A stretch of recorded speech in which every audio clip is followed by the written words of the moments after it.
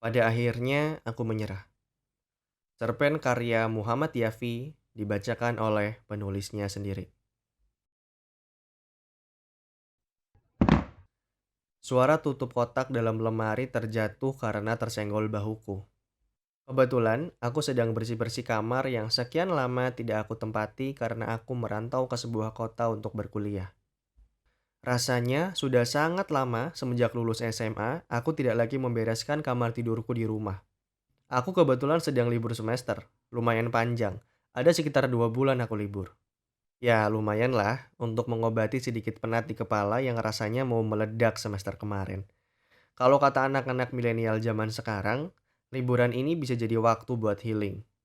Tapi berbeda dengan kebanyakan anak-anak milenial, healingku ya bersih-bersih kamar, nyobain resep baru, atau apapun asal tidak keluar rumah.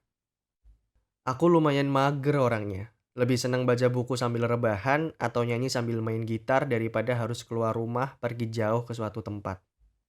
Menurutku, bersih-bersih itu selalu menyenangkan.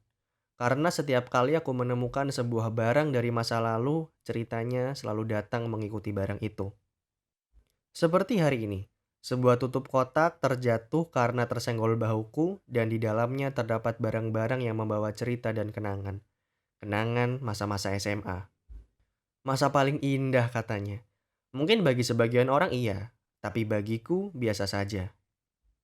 Tidak ada yang lebih biasa saja dari memiliki perasaan yang sama kepada orang yang sama.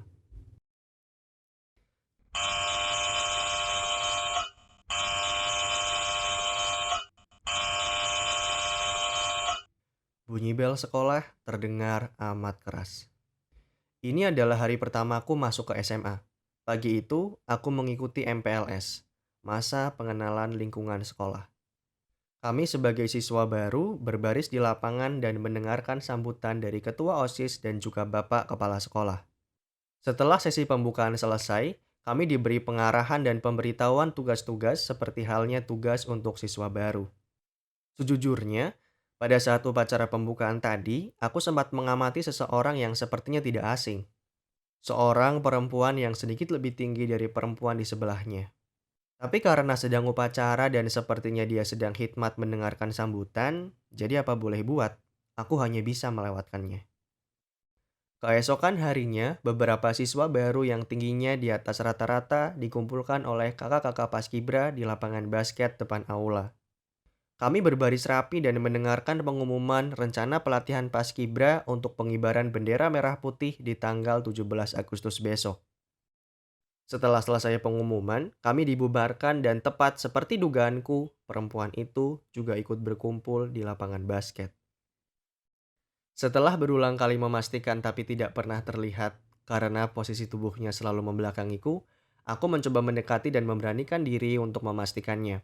Dan benar saja, perempuan yang tidak asing itu adalah Lita, teman satu SMP yang entah secara kebetulan juga akhirnya satu SMA. Lita adalah teman perempuan yang baik. Dia periang dan receh orangnya. Lita juga seperti kebanyakan perempuan seumurannya, penyuka musik K-pop. Tapi yang membedakan Lita dengan perempuan lain, Lita sudah taubat. Iya, paling tidak, dia sudah tidak lagi menganggap idolnya sebagai suaminya. Bagiku, itu sudah cukup normal.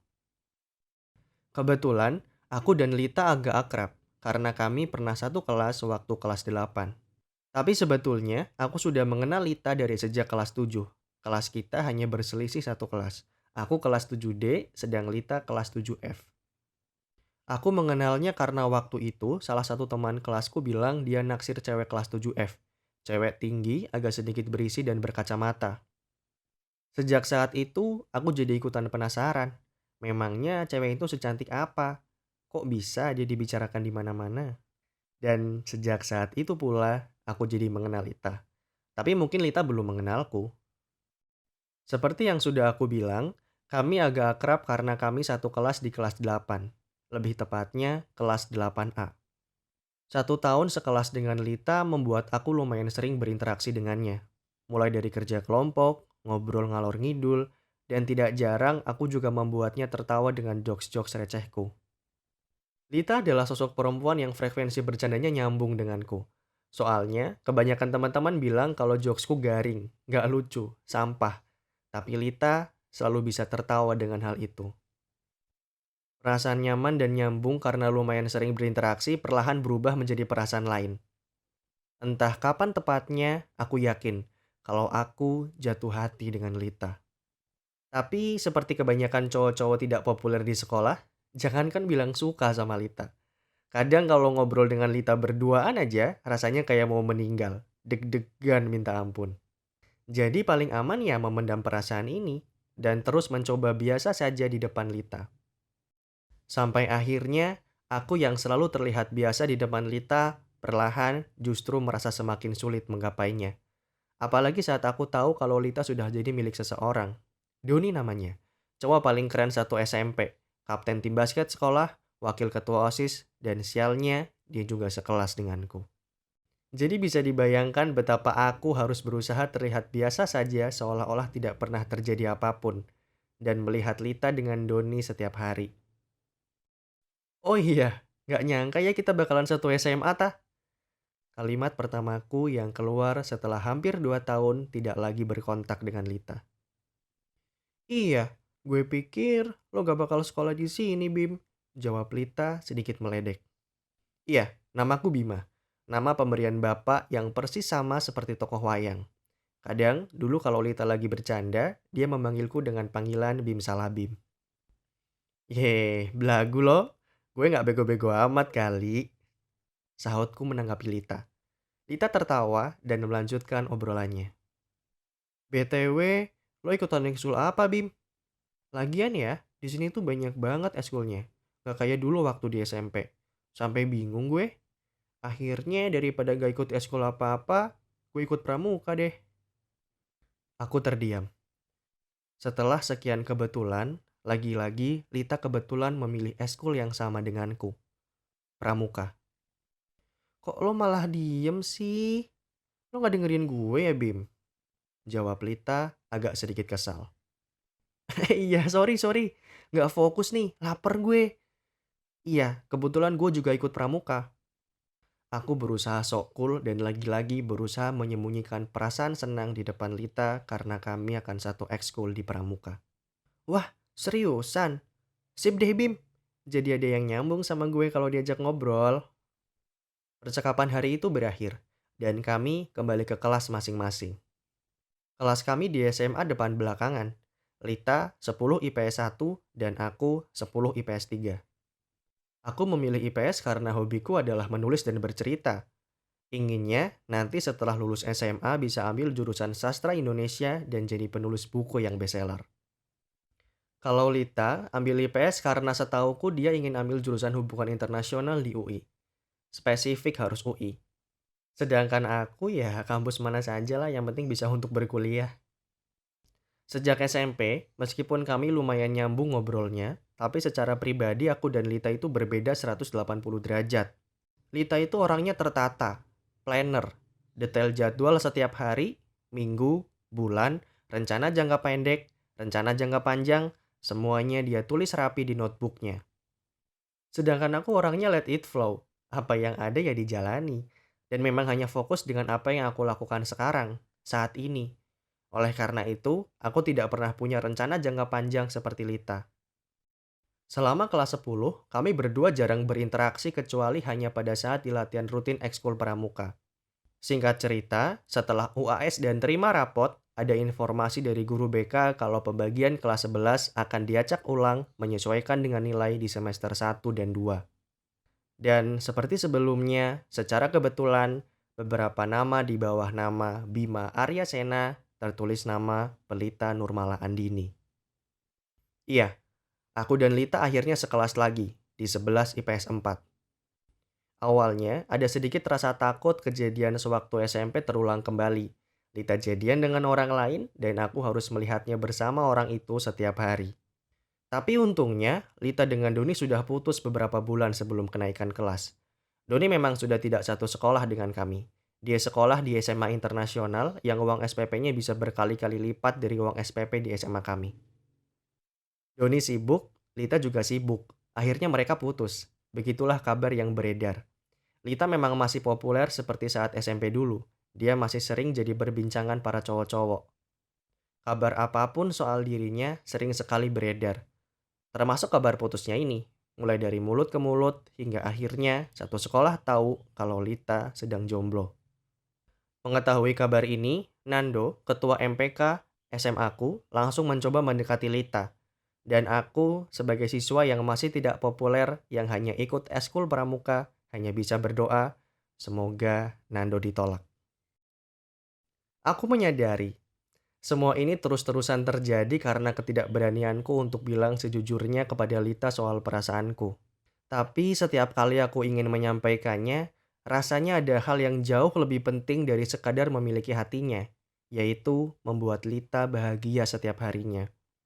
Aku sejujurnya takut jika perasaan ini aku sampaikan, Lita malah akan merasa risih dan akhirnya tidak mau lagi ngobrol ngalor ngidul denganku, atau sekedar saling meledek dengan memanggilku Bim salah Bim lagi. Ketakutan-ketakutan itu kerap kali muncul saat aku mencoba untuk menyampaikannya, dan sesering itu pula aku mengurungkan niatku untuk menyampaikan segala perasaan ini kepada Lita. Ya, karena ini memang pilihanku sendiri, aku akan coba terima konsekuensinya. Selayaknya mengulang derita masa SMP, akhirnya Lita jadian dengan Nando. Dan mereka kelihatannya saling membahagiakan. Bedanya, kali ini Nando tidak sekelas denganku. Sehingga ya masih adalah kesempatan untuk aku bisa melihat Lita tanpa terganggu kehadiran orang lain. Hari demi hari aku coba terus pendam rasa ini di lubuk jurang harapan yang paling dalam. Sedikit ada efeknya, sampai akhirnya aku mencoba untuk menyukai orang lain. Karin namanya.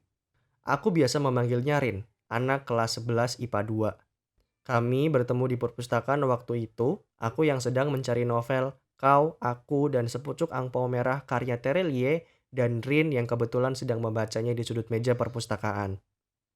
Singkat cerita, kami berdua sempat dekat dan lumayan nyambung ngobrolnya. Tapi dengan Rin tidak bertahan lama, karena saat bersama, aku tidak bisa bercanda selepas bercanda dengan Lita.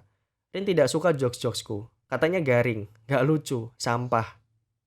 Dan kalau kami berdua, kami lebih sering diam-diaman, karena sama-sama membaca buku, rasanya jadi sangat boring. Seselesainya dengan Karin, perasaanku tidak jauh-jauh perginya. Kembalinya ya ke Lita-Lita lagi. Meski sekarang Lita bersama dengan Nando, bersyukurnya Lita tetap mau ngobrol dan tidak menjaga jarak dengan teman laki-lakinya, termasuk aku. Kami sekelas selama 2 tahun. Berhari-hari aku dan Lita menghabiskan waktu di sela-sela mata pelajaran dengan situasi yang selalu sama.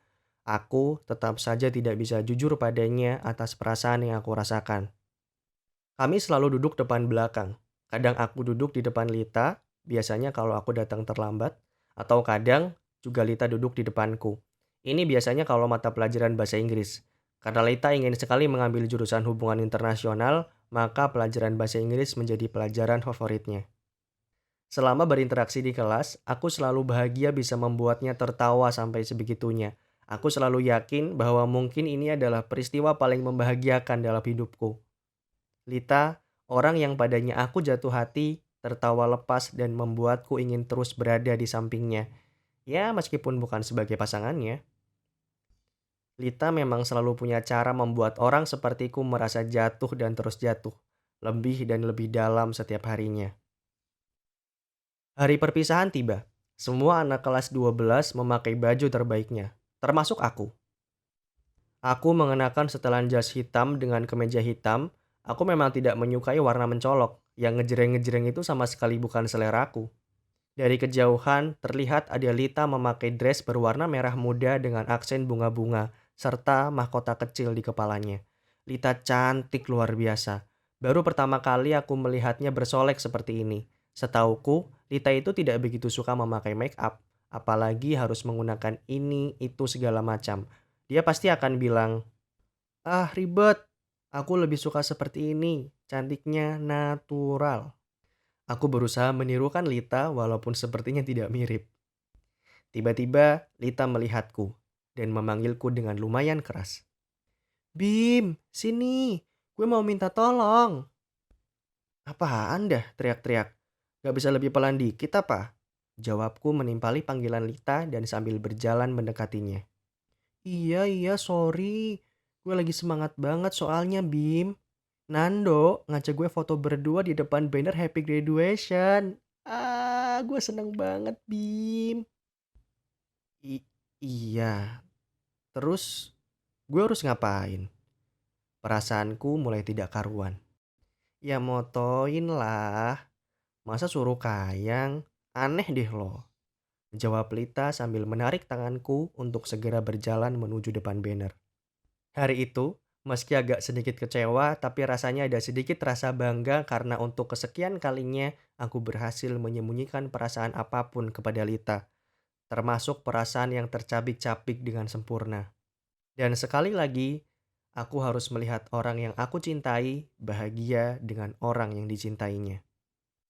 Dan hari ini, tepat 7 tahun setelah semua kejadian itu terlewati, tahun-tahun yang panjang di mana aku selalu menyembunyikan perasaanku, di mana tidak pernah ada satu orang pun yang tahu perihal perasaanku ini kepada Lita, baik teman SMP, teman pramuka, teman kelas, bisa aku pastikan semuanya tidak ada yang tahu. Bahkan aku berani taruhan, Lita sendiri pun tidak pernah tahu perasaan ini sampai sekarang. Rasanya sudah sangat lama semua itu berlalu, dan serunya dari bersih-bersih semacam ini adalah barang-barang dari masa lalu mampu membawa cerita-cerita itu kembali bersama dengan kenangannya, meski tidak dengan orangnya. Sebab kotak yang tutupnya jatuh hari ini berisi barang-barang yang pernah Lita berikan kepadaku sewaktu masa-masa di sekolah dulu. Terkadang, di ujung malam yang sepi terbersit di pikiran, bagaimana kalau dulu sempat aku sampaikan perasaan ini? Kira-kira Lita akan seperti apa ya reaksinya? Pertanyaan-pertanyaan semacam itu kerap kali menghantui pikiranku, apalagi akhir-akhir ini. Aku berasumsi mungkin ini karena sebentar lagi Lita ulang tahun yang ke-21 tahun. Sehingga semua rasa bersalahku kepada Lita di masa lalu karena selalu berbohong kepadanya terutama perihal perasaan seolah-olah gentayangan dan menagih kembali rasa itu. Sampai akhirnya karena sudah malam yang kesekian tidurku tak kunjung tenang, aku mempersiapkan keberanian dan mental untuk menyampaikan perasaan ini sebagai hadiah di ulang tahun Lita yang ke-21. Mungkin terdengar sedikit gila, tapi percayalah, tidak ada yang lebih gila dari menahan perasaan pada orang yang sama selama 7 tahun lamanya. Lalu kenapa sebagai hadiah? Karena setelah ini aku berharap semuanya segera selesai. Tuntas setuntas-tuntasnya, aku ingin segera berdamai dengan masa lalu, perihal perasaanku pada Lita. Perasaanku sudah aku kemas sedemikian rupa agar nanti di hari ulang tahun Lita ini menjadi kado terbaik. Bukan hanya untuknya, tapi juga untukku. Singkat cerita, hari ini tiba, tanggal 1 November, hari di mana pelita Nurmala Andini lahir ke dunia 21 tahun silam. Aku bersiap di belakang kemudiku dan segera menuju lokasi di mana Lita merayakan ulang tahunnya. 21 tahun bukan waktu yang singkat untuk terus menahan semua perasaan ini kepada Lita. Meski aku sudah mencoba berdamai dengan perasaan itu, tapi ada kalanya rasa penasaran atas jawaban, apakah Lita punya perasaan yang sama? Dan kira-kira jawaban seperti apa yang akan Lita berikan setelah tahu perasaan ini? Apa mungkin dia akan marah, kecewa, atau seperti apa? Rasa penasaran semacam itu masih sering berputar-putar di kepalaku. Akhirnya, dengan segala hal yang sudah aku pertimbangkan, aku memantapkan hati untuk melakukannya hari ini. Aku siap apabila setelah ini Lita marah atau malah membenciku. Aku siap apabila setelah ini Lita kecewa kepadaku. Bahkan aku juga siap jika setelah ini Lita pergi dari kehidupanku untuk selama-lamanya. Sebab pada akhirnya aku menyerah. Aku menyerah untuk terus bersembunyi di balik perasaanku sendiri. Aku menyerah untuk terus terlihat biasa saja di balik semua rasa yang ada. Aku menyerah harus terus berada di bawah bayang-bayang masa lalu yang tak kunjung hilang. Dan aku menyerah pada kamu, seseorang yang terlalu sulit aku gapai. Pelita Nurmala Andini. Tamat.